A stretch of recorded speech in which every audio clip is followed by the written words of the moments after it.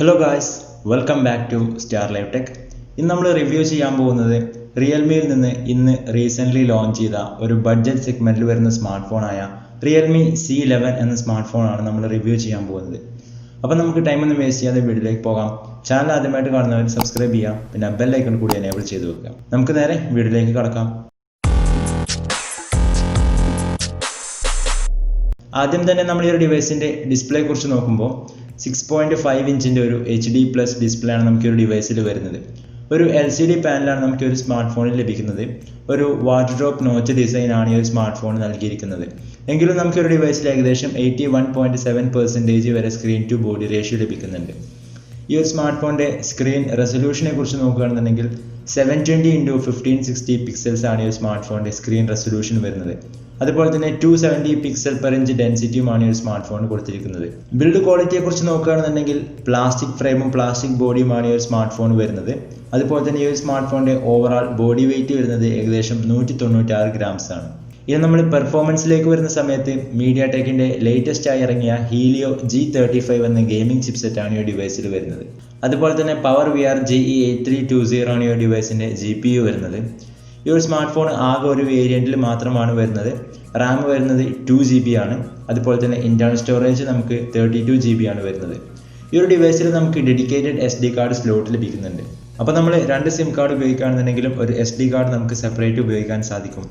ഇനി നമ്മൾ ഈ ഡിവൈസിൻ്റെ ക്യാമറ സെഗ്മെൻറ്റ് നോക്കുകയാണെന്നുണ്ടെങ്കിൽ ഒരു ഡുവൽ ക്യാമറ സെറ്റപ്പാണ് റിയർ സൈഡിൽ വരുന്നത്. റിയൽമിയുടെ ഇതുവരെ വന്ന സ്മാർട്ട് ഫോണുകളിലേക്ക് ക്യാമറ സെറ്റപ്പ് വെച്ച് നോക്കുന്ന സമയത്ത് ഒരു ഡിഫറെൻ്റ് ആയിട്ടുള്ള രീതിയിലാണ് ഇത്തവണ റിയൽമി ക്യാമറ ഡിസൈൻ ചെയ്തിരിക്കുന്നത്. ഒരു സ്ക്വയറിഷ് ക്യാമറ മോഡ്യൂളാണ് നമുക്ക് റിയർ സൈഡിൽ കാണാൻ സാധിക്കുന്നത്. പ്രൈമറി സെൻസർ 13 MP ആണ്. f2.2 ആണ് അപ്പർച്ചർ വരുന്നത്. അതോടൊപ്പം നമുക്കൊരു 2 MP ഡെപ്ത് സെൻസർ കൂടി നമുക്ക് റിയർ സൈഡിൽ കാണാൻ സാധിക്കും. അപ്പോൾ ഇതൊക്കെയാണ് നമ്മുടെ റിയൽമി C11 എന്ന ഡിവൈസിൽ നിന്നെടുത്ത ക്യാമറ സാമ്പിൾസ്. ഇത് ഒഫീഷ്യലി റിയൽമി തന്നെ പുറത്തുവിട്ട ക്യാമറ സാമ്പിൾസ് ആണ്. അതുപോലെ തന്നെ ഫ്രണ്ട് ക്യാമറയെ കുറിച്ച് നോക്കുന്ന സമയത്ത് 5 MP ഒരു സെൽഫി ക്യാമറയാണ് ഈ ഡിവൈസിൽ വരുന്നത്. f2.4 ആണ് അപ്പർച്ചർ വരുന്നത്. അത് നമുക്ക് വാട്ടർ ഡ്രോപ്പ് നോച്ചിൻ്റെ അകത്താണ് ലഭിക്കുന്നത്. ഇനി നമ്മൾ ഈ ഒരു ഡിവൈസിൻ്റെ ബാറ്ററിയെ കുറിച്ച് നോക്കുകയാണെന്നുണ്ടെങ്കിൽ 5000 mAh ഒരു മാസീവ് ബാറ്ററിയാണ് ഈ ഡിവൈസിൽ വരുന്നത്. അതോടൊപ്പം നമുക്കൊരു 10 വാട്ട്സിൻ്റെ ഒരു നോർമൽ ചാർജിങ്ങും ഈ ഡിവൈസിൽ അവൈലബിൾ ആണ്. പിന്നെ നമുക്ക് ഈ ഒരു ഡിവൈസിൽ മൈക്രോ USB പോർട്ടാണ് വരുന്നത്. Type C പോർട്ടൊന്നും അവൈലബിൾ അല്ല.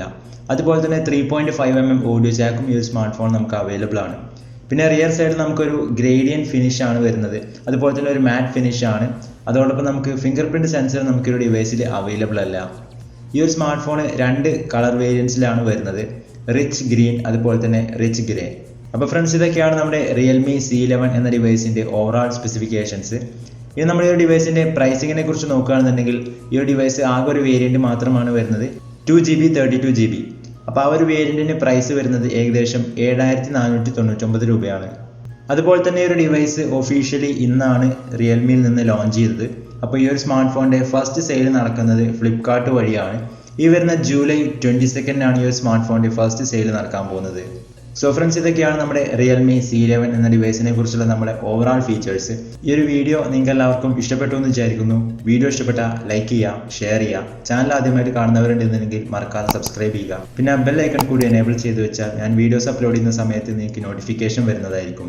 അപ്പോൾ നമുക്ക് നാളെ 5 മണിക്ക് മറ്റൊരു പുതിയ വീഡിയോ ആയിട്ട് വീണ്ടും കാണാം. Till then stay safe, take care, good bye.